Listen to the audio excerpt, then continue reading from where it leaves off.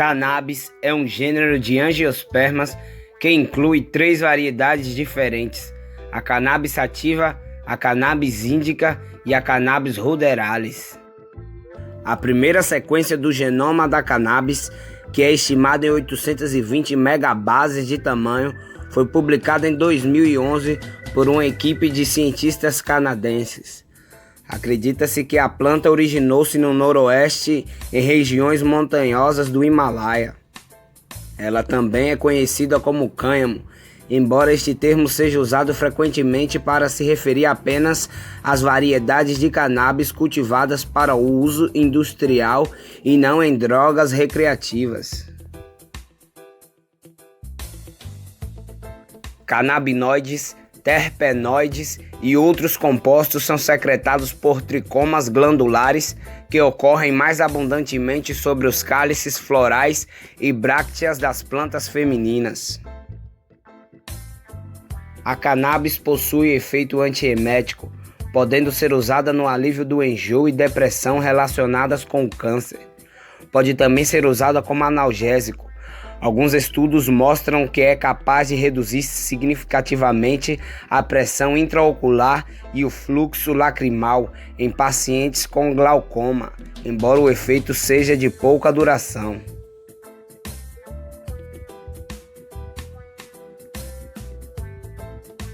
O CBD inibe várias convulsões em animais experimentais e humanos.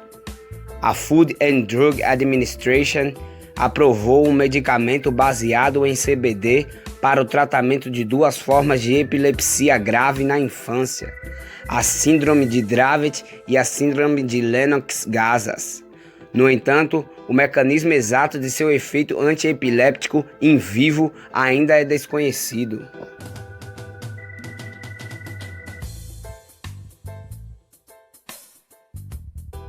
Na mitologia hindu, a cannabis era a comida preferida do deus Shiva. Portanto, tomar o bhang, uma bebida que contém maconha, seria uma forma de se aproximar da divindade. Na tradição mahayana do budismo, fala-se que antes de Buda alcançar a iluminação, ficou 6 dias comendo apenas uma semente de cannabis por dia e nada mais. Como medicamento, a planta era usada para curar prisão de ventre, cólicas menstruais, malária, reumatismos e até dores de ouvido. Romanos e gregos usavam-na para a fabricação de tecidos, papéis, cordas, palitos e óleo. Heródoto, o pai da história, menciona a utilização do cânhamo, presente no caule da maconha, para fazer cordas e velas de navios. Inclusive, é bom mencionar o quão presente esta planta esteve na formação do Brasil, pois as velas e cordas das caravelas portuguesas que aqui chegaram também eram feitas de cânhamo, assim como muitas vestimentas dos portugueses. O cultivo da maconha se expandiu da Índia para a Mesopotâmia, depois Oriente Médio, Ásia, Europa e África. Na Renascença, a maconha tornou-se um dos principais produtos agrícolas europeus, sendo pouco usada como entorpecente. Johannes Gutenberg, inventor e gráfico alemão, teve sua maior e mais famosa obra, a Bíblia de Gutenberg, a primeira Bíblia impressa feita com papel de cânhamo. No período da Santa Inquisição, os católicos passaram a condenar o uso medicinal da maconha feito por supostas bruxas. Estas, por sua vez, foram queimadas por usarem a planta num feitio de remédios. No final do século XIX, a maconha virou moda entre os artistas e escritores franceses, mas era também utilizada como fármaco para dilatar brônquios e curar dores. Dentre os intelectuais que a utilizavam, podemos citar Eugène Delacroix, Victor Hugo, Charles Baudelaire, Honoré de Balzac e Alexandre Dumas. Eles se reuniam para fumar haxixe e pesquisavam sobre o efeito da droga no tratamento de doenças mentais. Nessa época, o Brasil vendia cigarros de maconha em farmácias. A maconha foi trazida para a América do Sul pelos colonizadores e as primeiras plantações foram feitas no Chile por espanhóis. No Brasil, além das caravelas, durante o século XVI, os escravos africanos traziam-na escondida na barra dos vestidos e das tangas, para que fossem usadas em rituais de candomblé. Outra possibilidade da cannabis ter chegado até o nosso país é através dos marinheiros portugueses. Vale lembrar que a afirmativa de que a planta tenha sido trazida por africanos muitas vezes repercutiu como forma de preconceito, e nada prova que ela não possa ter sido trazida por marinheiros portugueses. Inclusive, o uso de cachimbos d'água, principal técnica utilizada para fumar a erva até a primeira metade do século XX, teria sido introduzida pelos portugueses. Estes, por sua vez, haviam trazido o hábito das culturas canábicas com as quais tiveram contato na Índia. Em 1783, o Império Lusitano instalou no Brasil a Real Feitoral do Linho Cânhamo, uma importante iniciativa oficial de cultivo de cannabis com fins comerciais por causa da demanda de produtos à base de fibras. Segundo historiadores e pesquisadores estudiosos da área, há inúmeros indícios de que Portugal investiu alto na plantação de marihuana no Brasil.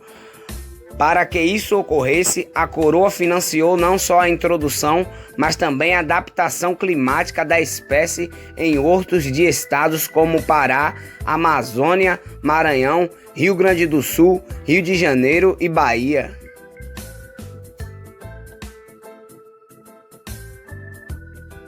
No século XX, a maconha ainda era uma droga lícita e economicamente positiva, mas se tornou pouco aceita por representar as baixas classes sociais, pois a erva representava as raízes culturais do continente africano. Vale destacar que, até então, colonizadores, senhores de engenho e agentes do Império Lusitano já estavam habituados com o cultivo e uso da erva, mas o preconceito foi mais forte. O primeiro documento proibindo o uso da maconha foi da Câmara Municipal do Rio de Janeiro, em 1830. Este documento penalizava o uso da erva, mas não houve repercussão sobre o assunto.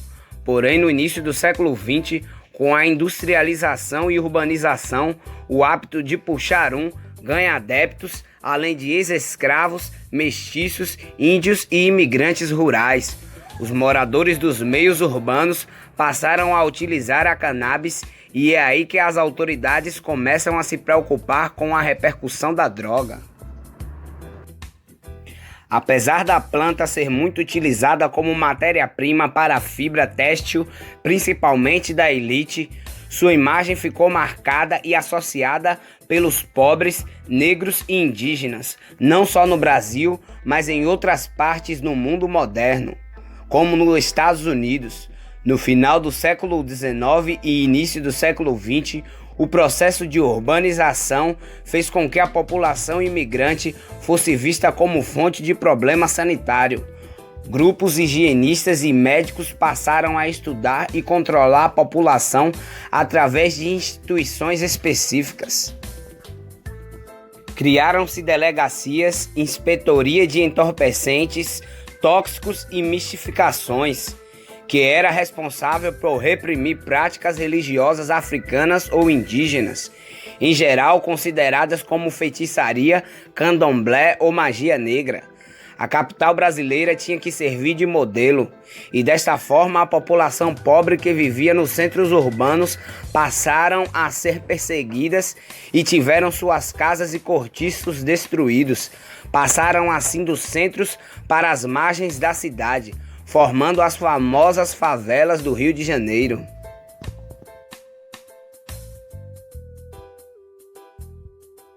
Em 1961, a Organização das Nações Unidas proibiu o uso da maconha junto com a heroína, que foram consideradas as drogas mais nocivas e perigosas na época. Atualmente, há inúmeras polêmicas e discussões em torno do assunto. De um lado, pessoas que apoiam sua liberação para uso terapêutico, assim como já é feito em lugares como Holanda, Bélgica, Espanha, Itália, França e outros países da Europa, assim como no Oriente Médio, África, até mesmo nos Estados Unidos e Canadá. Dentre movimentos representativos a favor, podemos citar o mais famoso deles, a Marcha da Maconha. De outro lado, pessoas mais conservadoras que alegam que a maconha, além de ser prejudicial, pois aumenta a propensão à esquizofrenia e às doenças bronquiopulmonares, é uma porta para o uso de outras drogas.